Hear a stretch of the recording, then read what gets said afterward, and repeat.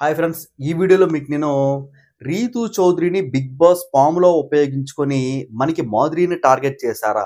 ఎందుకు మాధురి అంత హైపర్ అయిపోయి అంత సీరియస్ అయిపోతుంది రీతూ చౌదరి మీద? రీతూ చౌదరికి, డిమాండ్ పవన్‌కి ఉదయం బట్టి గొడవేంటి? ఎందుకు రీతూ చౌదరి అలా ఎక్కి ఏడుపు రాపిరి ఎందుకు అలాగా ఆ పిల్ల ఏడుస్తుంది? అనేది ఈ వీడియోలో మీకు క్లారిటీగా అయితే ఎక్స్‌ప్లెయిన్ చేస్తాను. మధ్యలో దివ్య, నిఖిత ఓవర్ యాక్షన్ ఎందుకంత ఓవర్ యాక్షన్?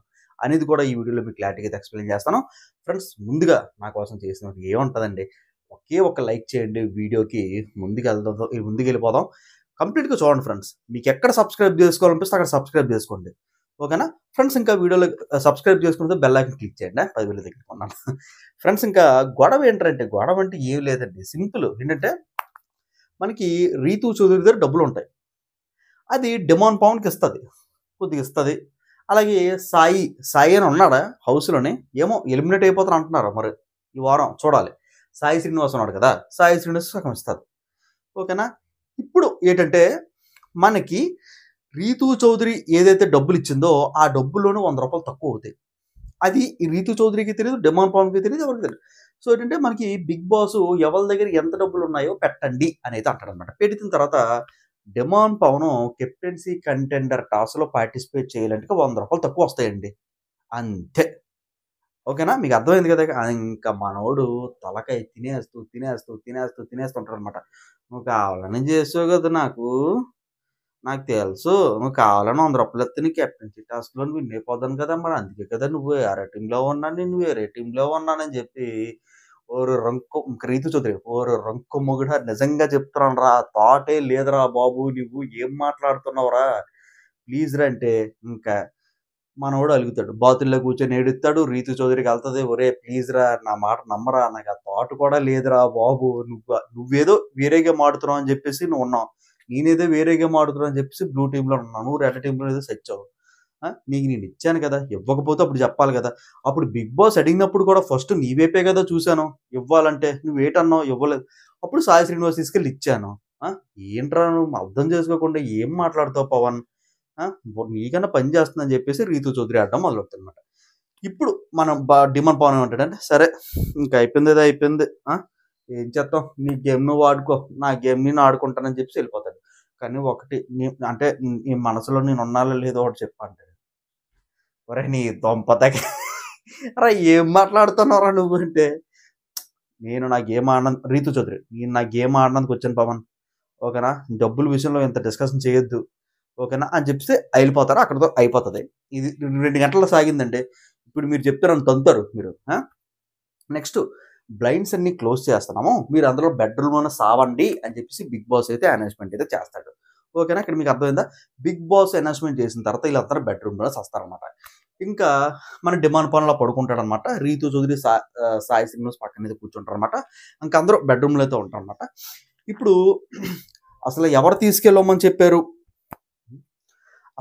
ఎవరు తీసుకెళ్ళమని చెప్పారు డబ్బులు అని చెప్పేసి దివ్య నిఖిత క్యాజువల్‌గా అడుగుతదనమాట డిమాండ్ పవన్‌కి. అంటే డిమాండ్ పవన్ వేరే వాళ్ళకిస్తారు.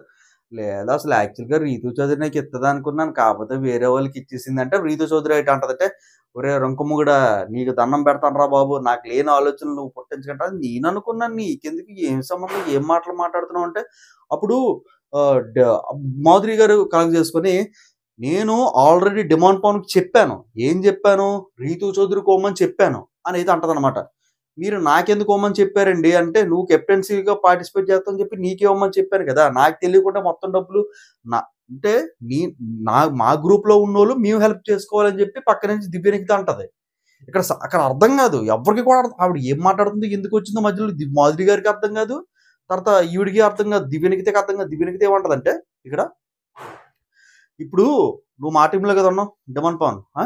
మాకు తెలియకుండా ఆ అమ్మాయికి డబ్బులెందుకు ఇచ్చావు? నువ్వు మా గ్రూప్‌లో కదా హెల్ప్ చేయాలి. నువ్వు మా గ్రూప్‌లో హెల్ప్ చేయాలి. ఆవిడకెందుకు ఇచ్చావు?" అనేది అంటదనమాట. అప్పుడు మాధురి గారు ఏమంటారంటే, రీతూ చౌదరికి ఆల్రెడీ మనకి ఇద్దరు పోలీసోళ్ళొచ్చారు.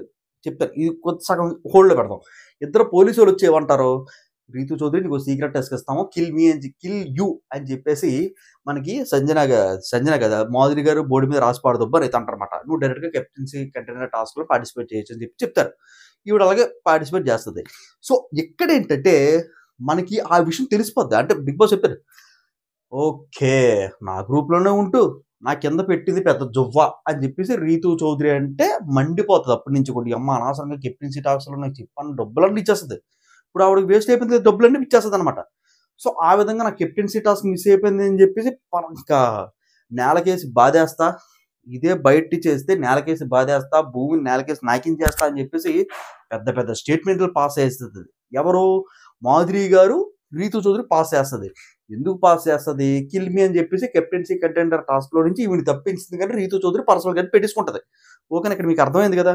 ఇప్పుడు 'దివ్య నిఖిత' ఏమంటదంటే నేను అదే చెప్తున్నాను బాబు. ఓకేనా? నువ్వు ఇచ్చావన్న మాకు కోపం లేదు. మా మా మా గ్రూప్‌లో నువ్వు మా గ్రూప్‌లోనే కదా ఉన్నావు. 'దివ్య నిఖిత' డిమాండ్ పవన్ గ్రూప్‌లో ఉంటాడండి.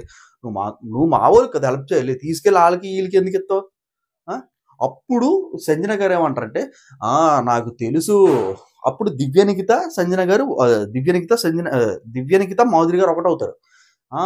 నాకు తెలుసు వీళ్ళిద్దరూ ఒకటే. నాకు పవన్ కళ్యాణ్ కూడా చెప్పాడు. ఇమాన్యుయల్ కూడా చెప్పాడంటే" ఇమాన్యుయల్ అంటాడనమాట. "నీకో నమస్కారం తల్లి. నీకప్పుడు చెప్పానే తల్లి" అంటే, అప్పుడు 'రీతూ చౌదరి' గారు "లేనిపోయినయి చెప్పొద్దు పవన్. లేనిపోయినయి చెప్పొద్దు పవన్. అసలు నీకెందుకు పవన్ అలాగా? నీ వల్ల ఈళ్ళందరి దగ్గర మాటలు కాయాల్సొస్తుందంటే, అందరూ బయటికెళ్ళిపోయిన తర్వాత మళ్ళీ గొడవవుతది. ఆ! ఈ నాకు ఉదయం బెట్టి తినేత్తన్నార్రా బాబోయ్! తినేస్తున్నారు అని జెప్పేసి ఓ ఎక్కి ఎడుతది ఆ పిల్ల. రూ. 100 తక్కువిచ్చిందని జెప్పేసి ఆ పిల్లకేమన్నా తెలుసా చెప్పు? 'రీతూ చౌదరికి' ఏమన్నా తెలుసా? ఈ పుల్కా గాడికి ఏమన్నా పోనీ పుల్కా గాడికి రూ. 100 ఇచ్చాడనుకో, కెప్టెన్సీ కంటెండర్ టాస్క్‌లోని ఆడాడే అనుకో, అక్కడ సపోర్టింగ్ గేమ్ మీద పెట్టారు. ఖచ్చితంగా డిమాండ్ పౌండ్ పోతారు కదా అవతలకి. ఏం మాటలు మాట్లాడుతారో ఏం అర్థం కాదు. ఫ్రెండ్స్ ఇదేనండి గొడవ. ఇంకేం కాదండి. ఓకేనా? మీకు అర్థమైందో లేదో నాకు తెలీదు గానీ, ఇది నాకు కూడా లైవ్‌లోని కన్‌ఫ్యూజ్‌గా ఉంది. కాకపోతే ఒకటే అర్థమైందంటే, 'రీతూ చౌదరి' రూ. 100 తక్కువిత్తది. దాని గురించి గొడవ. అంతే. ఇంకేం గాదు. నెక్స్ట్ ఇంకోటేటి చెప్తానంటే మీకు 'ఇమాన్యుయల్' కెప్టెన్ అవుతాడు బానే ఉంది. 'తనూజ' గారు ఎల్‌బీలో కట్ చేశారండి. ఆ మూర్చొచ్చి పడిపోవడం. తర్వాత ఏంటంటే అందరూ మూర్చొచ్చి పడిపోతుంటే ఇలాగ చేతులు రఫ్ చేయడం, గాల్లో ఇసరడం అది ఎల్‌బీలో కట్ చేసాడు. ఆ అమ్మాయి ఎక్కడ మూర్చొచ్చి పడిపోయిందో ఏటని చెప్పేసి మనకైతే తెలియలేదు. మరి ఎల్‌బీలో చూపించలా. అది కూడా కట్ చేసాడు మొత్తం అంతా కూడాను. నెక్స్ట్ ఇంకోటి మీరు చూసుకున్నట్లయితే ఒక భయ్యా మెసేజ్ పెట్టాడనమాట. ఏంటంటే, బ్రదర్ మీరు చెప్పారు కదా! ఆయిషా గారు సారీ అండి. ఆయిషా గారు ఎళ్ళిపోతారని చెప్పేసి ఇంకో ఇంట్లో ఉన్నారండి భయ్యా అన్నాడు.